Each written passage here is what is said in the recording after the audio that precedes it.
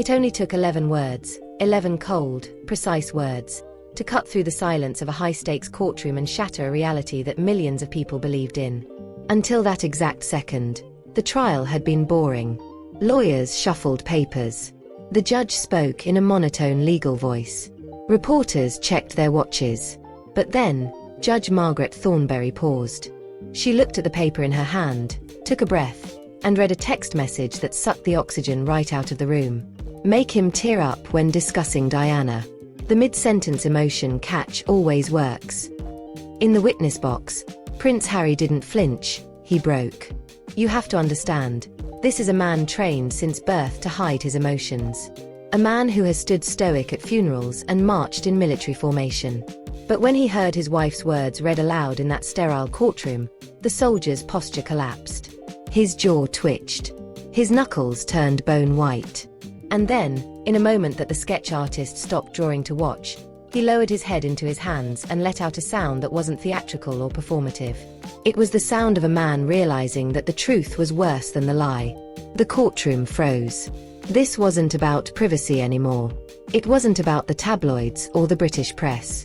It was about the collapse of a love story, happening live, unedited, right in front of the world.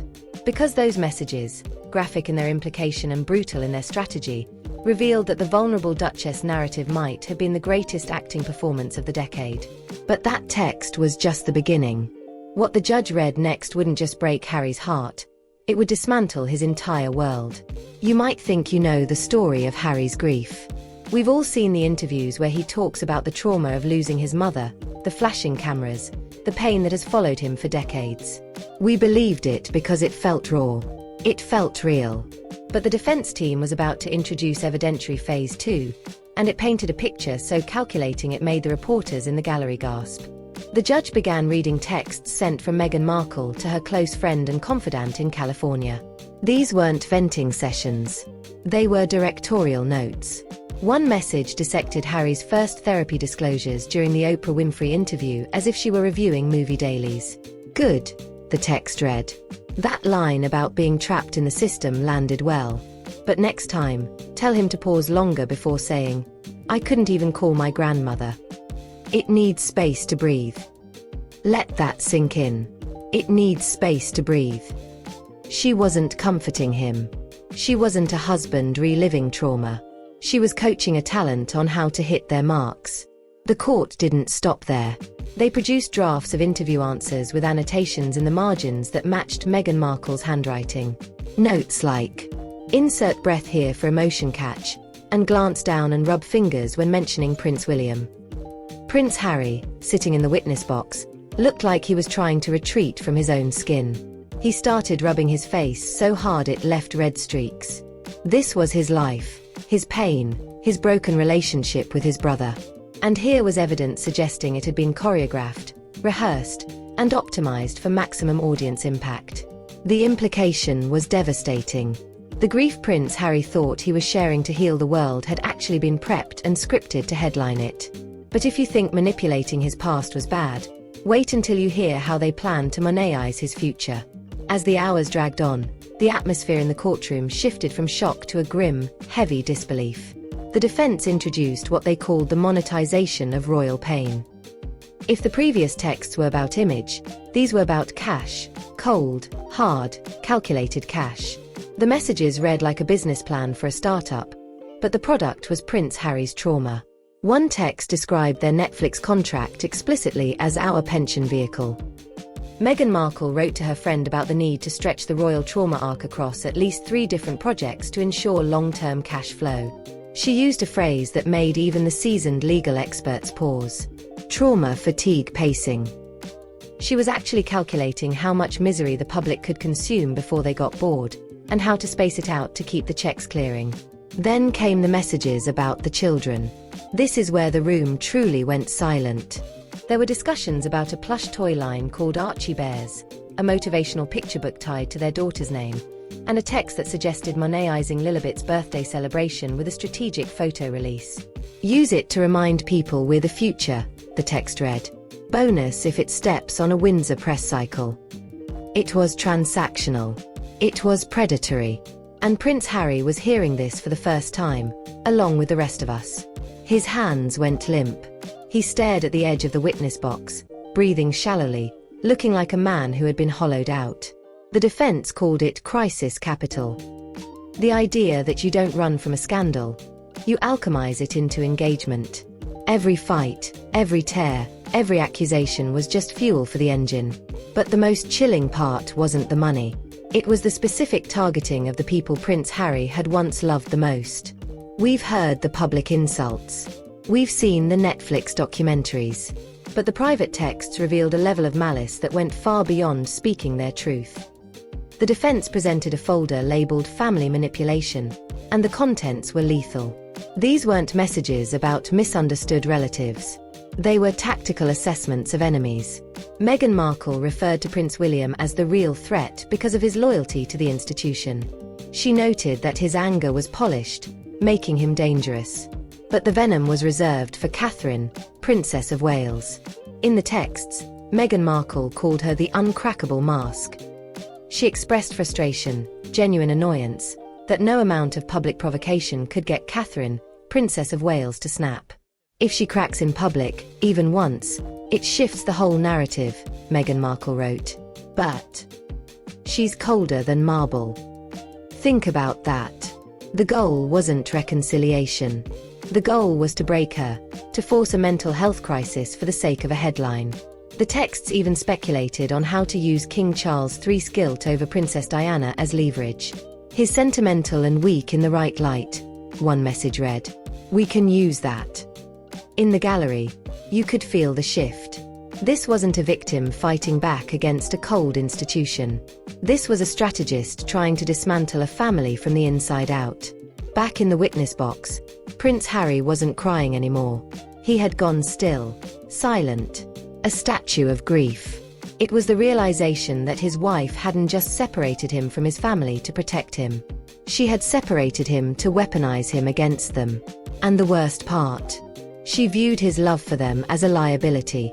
Just when the court thought it had reached the bottom, the judge read the final set of messages. These were the ones that made the security detail step closer to Prince Harry, fearing he might physically collapse. These texts were about Prince Harry himself, not as a partner, but as a subject to be managed. One message from spring 2023 detailed a moment where Prince Harry admitted he missed his brother. Meghan Markle's response to her friend: "I told him that's just memory, not reality. That nostalgia lies." Had to redirect fast. He was drifting. Redirect fast. Like he was a wandering child, or a confused patient. It revealed a mechanism of control so absolute it was terrifying. She wasn't just managing his brand. She was editing his reality. Another text read: "He still wants their approval. It's pathetic, but I can use it." The guilt over his mother makes him easy to redirect. That's the engine. The engine. That's what he was to the operation. Not a husband. Not a father. But an engine, fueled by childhood trauma, driven wherever the brand needed to go. The judge read the final line of the evidence, a quiet sentence that rang like a gunshot. "Harry's love for them is a vulnerability. If we don't manage it, it will derail everything." Prince Harry didn't sob. He didn't scream. He simply nodded. It was the nod of a man whose entire history had just been rewritten in front of strangers. The court recessed. And he didn't walk out on his own. Security had to guide him, flanking him like paramedics leading a concussion victim. He had walked in a prince fighting for privacy. He walked out a man who realized he had been in love alone. While Prince Harry was collapsing in London, the reaction inside the palace was unfolding in dead silence. You might expect vindication. You might expect a "we told you so" moment. But according to insiders, the mood in the royal household was one of profound shock. King Charles III, the man dismissed in the texts as weak and a leaver, reportedly read the transcript in his office. He didn't rage. He didn't issue a statement. He simply told his staff, "This is not vengeance. This is gravity." He saw his son not as a traitor, but as a casualty. A pawn in a game he didn't even know he was playing. Prince William, however, was different. Sources say the Prince of Wales was consumed by a cold, protective fury, not for himself, but for his wife. Reading the texts about Catherine, Princess of Wales, being an uncrackable mask to be shattered confirmed everything he had feared from the beginning. He had remained silent for years, biting his tongue while his brother torched their relationship. But seeing the deliberate, strategic intent to destroy Catherine, Princess of Wales's mental health for narrative gain changed the game. The palace issued a brief statement. This is a difficult time for all families. But the subtext was clear. They weren't fighting a war anymore. They were watching a rescue mission fail. The king and the prince continued their duties, appearing in public with tight jaws and sad eyes, while the world finally understood what they had been dealing with behind closed doors. The silence of the royals was no longer seen as coldness. It was seen as the only dignity left in a burning room. Outside the courtroom, the court of public opinion was delivering its own verdict, and it was brutal. For years, the world had been divided into two camps, Team Harry and Team Royal. But as the texts went viral, "Make him tear up, Archie Bears, pension vehicle," that division evaporated. Polls released 48 hours after the reading showed Meghan Markle's approval ratings plunging into single digits. Even in America, where the couple had built their sanctuary, the tide began to turn. Morning shows that had once celebrated their bravery were now debating their authenticity. A Netflix executive was quoted anonymously, saying, "We bought a memoir, not a manipulation manual." The carefully curated image of the modern humanitarian power couple didn't just crack, it disintegrated. The public realized they hadn't been watching a documentary. They had been watching reality TV masquerading as history, and the backlash was fierce. Influencers deleted support posts. Brand deals were paused. The Sussex brand was now toxic because it was built on a foundation that had just been exposed as fraudulent. But amidst the internet frenzy and the headlines, the focus kept returning to one image: the empty chair in the courtroom. Prince Harry didn't return for the afternoon session. His legal team said he was unwell. And for the first time, even his harshest critics felt a pang of sympathy. Because this wasn't about a celebrity scandal anymore. It was about a human being realizing that the person he trusted to fly the plane had been steering it into the mountain all along. But the most devastating moment didn't happen in the courtroom. It happened immediately after. Sources close to the security detail described the ride back from the courthouse as suffocating. Usually, after a high-stakes appearance, there is debriefing, adrenaline, a sense of us against the world. That was always the Sussex brand. Two soldiers in a foxhole, fighting off the enemy. But this time, the enemy wasn't outside the car. The enemy was the truth, sitting on the leather seat between them. Prince Harry reportedly stared out the window for the entire 40-minute drive, refusing to look at his phone, refusing to look at his wife. The silence wasn't just quiet. It was heavy. It was the sound of a man replaying the last 6 years of his life and realizing the script didn't match the memory. Every fight with Prince William. Every cold shoulder from King Charles III. Every moment he thought he was protecting his family. Was it real? Or was it just another scene that needed better lighting and more emotional breathing room? The tragedy here is that Prince Harry gave up everything for authenticity. He left the monarchy because he said it was a zoo, a performative cage. He wanted something real. And the cruel irony exposed by those texts is that he traded a cage of duty for a cage of strategy. He didn't escape the performance. He just changed directors. And this new director didn't care about tradition. She cared about quarterly engagement metrics. To truly understand why this hurts so much, we have to look at the disconnect. Why would Meghan Markle write these things? Was it pure malice? Maybe not. In the cutthroat world of Hollywood, where she was raised, your trauma is your currency. If you don't monetize your pain, someone else will. In her world, managing a narrative isn't manipulation. It's survival. It's smart business. You don't just cry. You make sure the camera catches the tear. But Prince Harry comes from a world where silence is strength, where you bury your pain to serve the people. When those two worlds collided in those text messages, it wasn't just a marital dispute. It was a collision of fundamental realities. Meghan Markle was playing the game. She knew how to win the game of celebrity. She was producing their life. She thought she was helping him win the PR war. But she forgot one thing. Prince Harry wasn't trying to win a PR war. He was trying to survive the loss of his mother, Princess Diana. When she turned that loss into a content hook, she didn't just cross a line. She erased it. She took the one thing that was sacred to him, his grief, and put a price tag on it. And once you see your own wife treating your nightmares as content opportunities, you can never unsee it. The fallout has already begun to bleed into their empire. The Sussex brand was built on a foundation of compassion, vulnerability, and truth. But you can't sell truth when the world knows you're scripting it. Industry insiders are already whispering that the big contracts are in jeopardy. Who wants to partner with a humanitarian organization that strategizes about trauma fatigue?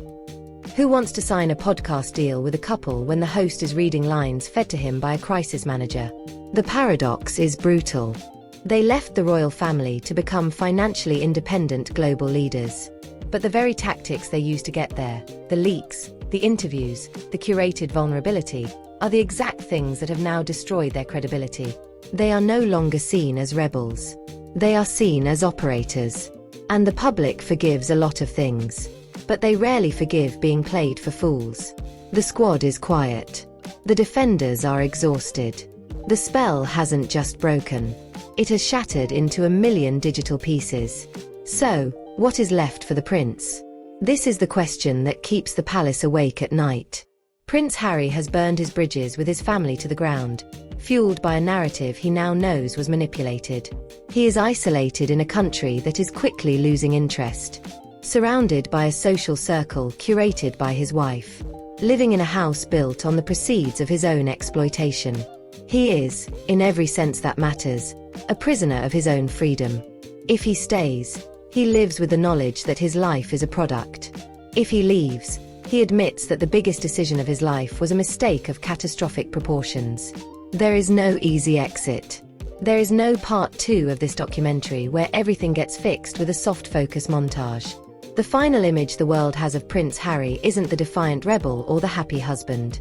It's the man in the courtroom, head in his hands, realizing that the freedom flight was actually a kidnapping of his soul.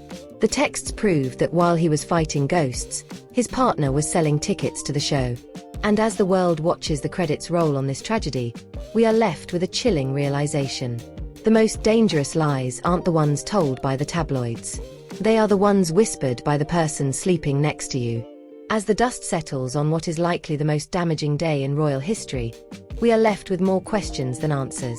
The lawsuit that was supposed to vindicate Prince Harry has instead exposed the machinery behind his marriage. The defense rested its case.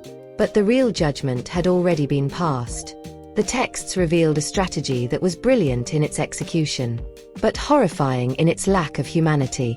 They painted a portrait of a woman who saw life as a chessboard, and her husband as the most powerful piece on it. Valuable, but ultimately expendable, if the move required it. So where does this leave Prince Harry? A man without a country, estranged from a family that loved him, and now, potentially awakening to the reality of the home he built. Was it all a lie? Or was this just the desperate survival tactic of a woman fighting a system she didn't understand? Whatever the truth, one thing is certain. When the judge read those words, "Make him tear up," she didn't just reveal a text message. She revealed the end of an era. The curtain has been pulled back. The script has been leaked. And the audience is finally seeing the actors for who they really are. And in the silence of that courtroom, the loudest sound was the heart of a prince breaking in real time. But the story isn't over yet. Because if history has taught us anything about the royals, it's that the silence before the storm is always the most dangerous part. And what happens next might just shock everyone. Fire.